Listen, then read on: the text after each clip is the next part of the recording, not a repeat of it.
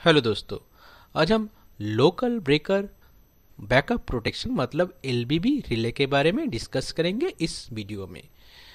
LBB मतलब local breaker backup protection, मतलब ये लोकल एंड में ब्रेकर का बैकअप प्रोटेक्शन है।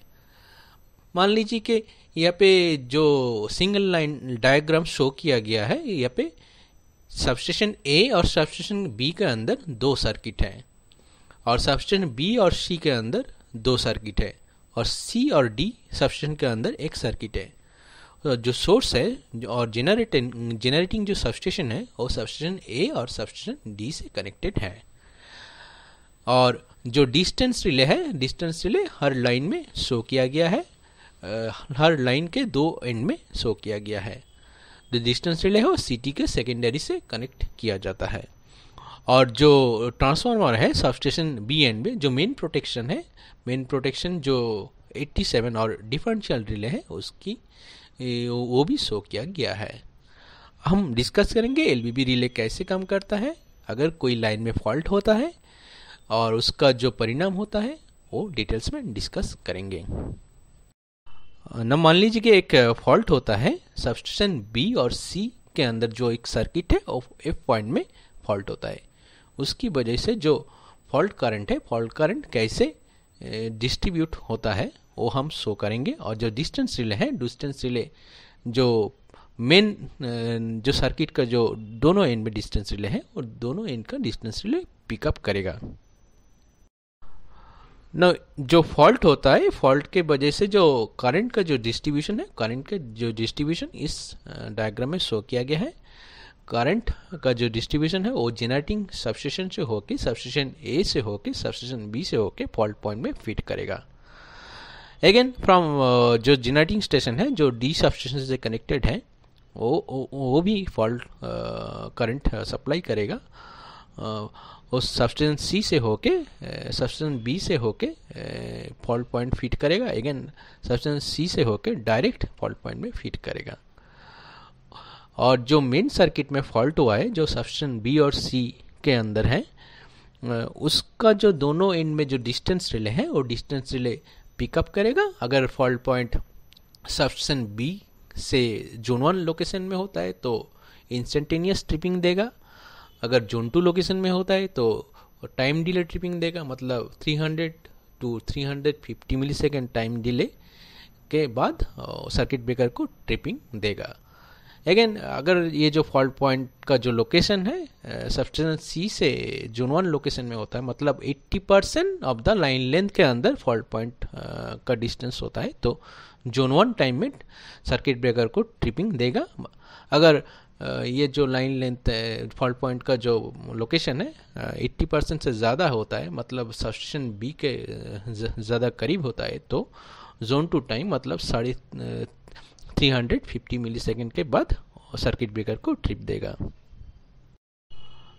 न मान लीजिए जो सर्किट ब्रेकर है सबस्टेशन बी एंड में, सर्किट ब्रेकर का ब्रेकर पोल जो है, ब्रेकर पोल स्टक हो जाता है, मतलब अटक जाता है फॉल्ट कंडीशन में। और जो सर्किट ब्रेकर सी एंड में है उसका जो ब्रेकर है वो ब्रेकर ऑफ हो गया, मतलब ट्रिप कर गया है आफ्टर जोन 1 और जोन 2 टाइम, जो depending upon of the fault location eight point F. तो क्या होगा, जो फॉल्ट करंट है, फॉल्ट करंट स्टिल परसिस्ट होगा फ्रॉम सबस्टेशन डी से होके सबस्टेशन सी से होके फॉल्ट पॉइंट एफ की तरह।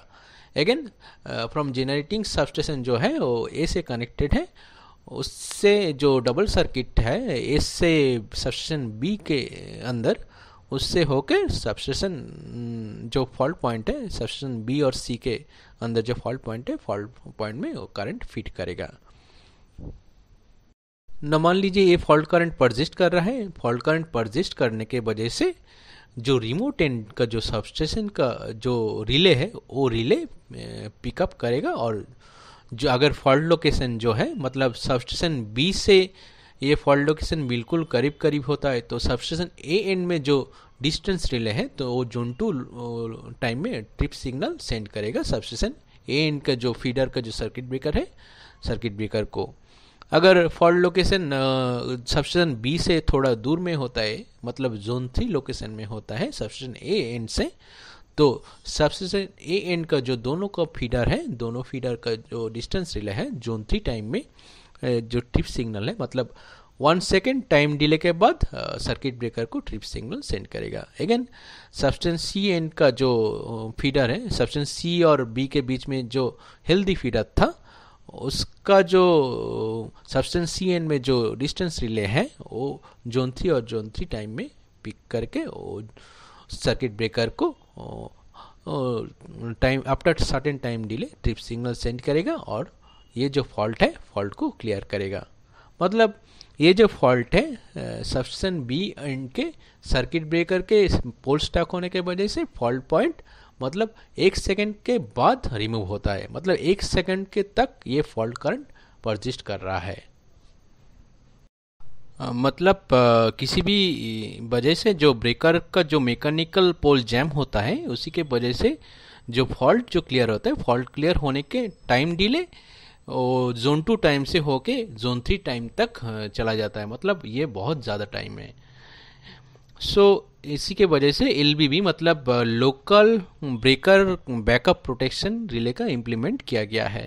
ये जो LBB रिले कैसे इनिशिएट करता है, मान लीजिए कि 21 और डिस्टेंस रिले पिकअप करता है फॉल्ट पॉइंट के लिए, इसके वजह से जो डिस्टेंस रिले का एक ट्रिप सिग्नल सेंड करता है। और डिस्टेंस रिले क्या करेगा, वो जो 86 और मास्टर ट्रिप जो रिले है, मास्टर ट्रिप रिले को एक पल्स देगा। इसी के वजह से जो 86 और मास्टर ट्रिप रिले है ऑपरेट करेगा। ऑपरेट करने के वजह से 86 से जो ट्रिप सर्किट 1 और ट्रिप सर्किट 2 है वो जो पल्स सर्किट ब्रेकर में जाएगा। सर्किट ब्रेकर में अगर पोल अटक जाता है तो क्या होगा, जो फॉल्ट करंट है परसिस्ट करेगा। तो क्या होगा, तो LBB रिले 2 इनपुट लेता है, एक करंट इनपुट और एक ट्रिप इनिशिएशन इनपुट। और ट्रिप इनिशिएशन इनपुट आता है डिस्टेंस रिले का जो कांटेक्ट है उस कांटेक्ट से भी आ सकता है, और जो 86 जो रिले है और मास्टर ट्रिप रिले का जो कांटेक्ट है उस कांटेक्ट से भी आ जाता है। अगर ये 2 कंडीशन फुलफिल होता है तो LBB रिले इनिशिएट करेगा और सर्टेन टाइम डिले जो है वो ट्रिप बस को हाई कर देगा। ट्रिप बस को हाई करेगा तो जो मेन बस मतलब जो लोकल एंड का जो सारे सर्किट ब्रेकर है, मतलब सबस्टेशन बी एंड का जो सर्किट ब्रेकर है, सर्किट ब्रेकर को ट्रिप करके फॉल्ट क्लियर करेगा। तो LBB रिले का जो रिट्रिप सिग्नल है, पहले जो क्या करता है LBB रिले पहले दोबारा ट्रिप सिग्नल सेंड करता है सर्किट ब्रेकर को, अपना ही सर्किट ब्रेकर को। तो क्या होगा, LBB रिले रिट्रिप सिग्नल कैसे सेंड करता है वो जो फ्लो चार्ट है, फ्लो चार्ट यहाँ पे शो किया गया है। मतलब जो मेन रिले है वो फीडर होगा, तो फीडर का जो मेन रिले है डिस्टेंस रिले। अगर ट्रांसफार्मर होता है, ट्रांसफार्मर के मेन रिले होगा डिफरेंशियल रिले। तो मेन रिले फॉल्ट सेंस करेगा। फॉल्ट सेंस करने के वजह से जो ट्रिप इनिशिएशन है, जो मास्टर ट्रिप रिले को एक ट्रिप सिग्नल सेंड करेगा। तो master trip relay trip sense करने के वजह से मास्टर ट्रिप रिले ऑपरेट करेगा, और ऑपरेट करने के वजह से जो ट्रिप सर्किट 1 और ट्रिप सर्किट 2 में सर्किट ब्रेकर का पल्स जाएगा। इसके वजह से सर्किट ब्रेकर ट्रिप करेगा, और सर्किट ब्रेकर अगर ट्रिप करने के व्यर्थ होता है तो जो LBB रिले पिकअप करेगा। मतलब दोनों जो कंडीशन है, कंडीशन सेटिस्फाई हो रहा है, मतलब करंट अभी फ्लो कर रहा है, परसिस्ट कर रहा है, और जो 86 का कांटेक्ट है और मेन रिले का जो कांटेक्ट है वो कांटेक्ट मेक कंडीशन में है। इसी के वजह से 100 मिलीसेकेंड के बाद, मतलब मेन रिले ट्रिप करने के बाद 100 मिलीसेकेंड के बाद अगेन जो सर्किट ब्रेकर है, सर्किट ब्रेकर को ट्रिप पर सेंड करेगा। अगर सर्किट ब्रेकर ट्रिप करके फॉल्ट क्लियर हो जाता तो ठीक है, नहीं ट्रिप करेगा तो बैक ट्रिप सिग्नल सेंड करेगा LBB रिले। नाउ जो बैक ट्रिप है, मतलब LBB सिग्नल से जो बैक ट्रिप कैसे सेंड होता है उसका जो फ्लो चार्ट डायग्राम है वो डायग्राम इस फिगर में शो किया गया है। मान लीजिए कि आफ्टर 100 मिलीसेकेंड के बाद LBB जो रिट्रिप सिग्नल सेंड किया है अपना सर्किट ब्रेकर को, उसके वजह से फॉल्ट क्लियर नहीं होता है, मतलब फॉल्ट करंट परसिस्ट कर रहा है। तो क्या होगा, तो LBB relay back trip signal send करेगा, मतलब 100 मिलीसेकेंड के बाद, मतलब टोटल 100 + 100 मतलब 200 मिलीसेकेंड के बाद जो ट्रिप DC बस है वो एनर्जाइज करेगा और 96 रिले को ऑपरेट करेगा। उसी के वजह से टोटल 200 मिलीसेकंड के बाद सबस्टेशन बी एंड में सारे जो फीडर का जो सर्किट ब्रेकर है और ट्रांसफार्मर का एचबी का जो सर्किट ब्रेकर है, सर्किट ब्रेकर ट्रिप करके वो फॉल्ट क्लियर करेगा। मतलब आप देख सकते हैं जो फॉल्ट पहले 1 सेकंड के बाद टाइम डिले के बाद क्लियर होता है वो अब 200 मिलीसेकंड के बाद क्लियर होता है। तो एलवीबी के रिले के एडवांटेज है, ये जो फॉल्ट करंट है वो मिनिमम टाइम में क्लियर हो जाता है। अगर फॉल्ट करंट मिनिमम टाइम में क्लियर होगा मतलब 200 और 250 मिलीसेकंड के अंदर जो सर्किट ब्रेकर ट्रिप करके फॉल्ट क्लियर होगा, तो जो सिस्टम और सिस्टम इक्विपमेंट में जो डैमेज होगा, डैमेज बहुत कम होगा। तो ये एलवीबी रिले का एडवांटेज है। अब हम डिस्कस करेंगे जो एलवीबी प्रोटेक्शन रिले है। एलवीबी प्रोटेक्शन रिले 2 बस सिस्टम में कैसे काम कर गया। मान लीजिए कि सबस्टेशन बी में 2 बस है, मतलब मेन बस 1 और मेन बस 2 है, और जो मेन बस 1 है, मेन बस 1 से एक फीडर सबस्टेशन ए के अंदर कनेक्टेड है और सबस्टेशन सी के अंदर एक फीडर कनेक्टेड है। अगेन मेन बस 2 से एक फीडर सबस्टेशन ए एन में कनेक्टेड है और सबस्टेशन सी एन में एक फीडर कनेक्टेड है। और जो 2 बस है, 2 बस कपलर से जुड़ा हुआ है और बस कपलर ऑन है, और दोनों मेन बस में एक एक ट्रांसफार्मर है। अगर फॉल्ट मेन बस 1 और सबस्टेशन सी के अंदर फीडर में होता है फॉल्ट पॉइंट एफ में, तो उसी के वजह से जो फॉल्ट करंट है, फॉल्ट करंट का जो डिस्ट्रीब्यूशन है वो डिस्ट्रीब्यूशन एरो से शो किया गया है। और फॉल्ट करंट जनरेटिंग स्टेशन से होकर सबस्टेशन डी से होकर सबस्टेशन सी से होके फॉल्ट पॉइंट में फिट करेगा। अगेन सबस्टेशन सी से होके सबस्टेशन बी का मेन बस 2 से होके सबस्टेशन जो फॉल्ट पॉइंट है वो फॉल्ट पॉइंट में फिट करेगा। और अगेन जो जनरेटिंग स्टेशन जो है सबस्टेशन ए से कनेक्टेड है उससे होके मेन बस 1 से होके फॉल्ट पॉइंट में फिट करेगा।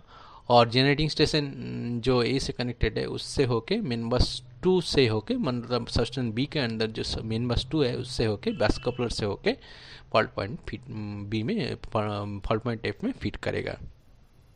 मान लीजिए उसके फॉल्ट पॉइंट के वजह से जो सी एंड में जो सर्किट ब्रेकर है वो ट्रिप कर जाता है, और जो सबस्टेशन बी एंड में मतलब मेन बस 1 में जो सर्किट ब्रेकर है वो पोल स्टक हो जाता है। उसी की वजह से जो फॉल्ट पॉइंट है, फॉल्ट पॉइंट जो है परसिस्ट करेगा, मतलब फ्लो करेगा, उसका जो पाथ है उस पाथ यहाँ पे शो किया गया है। इसी के वजह से जो रिमोट एंड का जो डिस्टेंस रिले है, डिस्टेंस जोन 2 और जोन 3 टाइम में टाइम डिले के बाद ट्रिप सिग्नल है अपना ट्रिप सर्किट ब्रेकर को ट्रिप करेगा।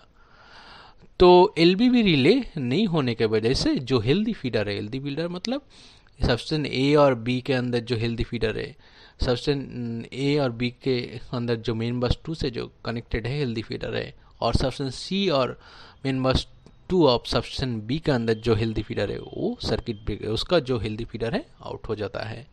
तो अगर एलवीबी रिले होता है तो कैसा एडवांटेज होता है वो हम डिस्कस करेंगे। अब अगर एलवीबी रिले होता है तो जो एलवीबी रिले है वो आफ्टर सर्टेन टाइम मतलब 200 मिलीसेकेंड के बाद जो बैक ट्रिप देगा, तो बैक ट्रिप जो है वो ट्रिप बस जो मेन बस 1 का जो ट्रिप बस है वो एनर्जाइज करेगा, मेन बस 2 का जो ट्रिप बस है वो एनर्जाइज नहीं करेगा।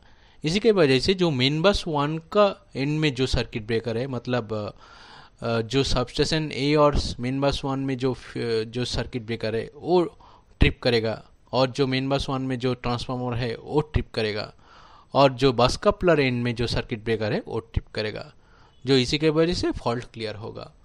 तो इसी के वजह से जो हेल्दी फीडर है, मतलब मेन बस 2 से होकर जो सबस्टेशन ए के अंदर जो हेल्दी फीडर है और मेन बस 2 से होकर सबस्टेशन सी के अंदर जो हेल्दी फीडर है वो फीडर जो अनइंटरप्टेड पावर सप्लाई करेगा। ये एलवीबी रिले का एडेड एडवांटेज है। तो दोस्तों ये था एलवीबी रिले का फंक्शन और एलवीबी रिले का जो एडवांटेजेस है। अगर मेरे वीडियो को आपको पसंद आया तो प्लीज़ लाइक और सब्सक्राइब कीजिए। Thank you for watching.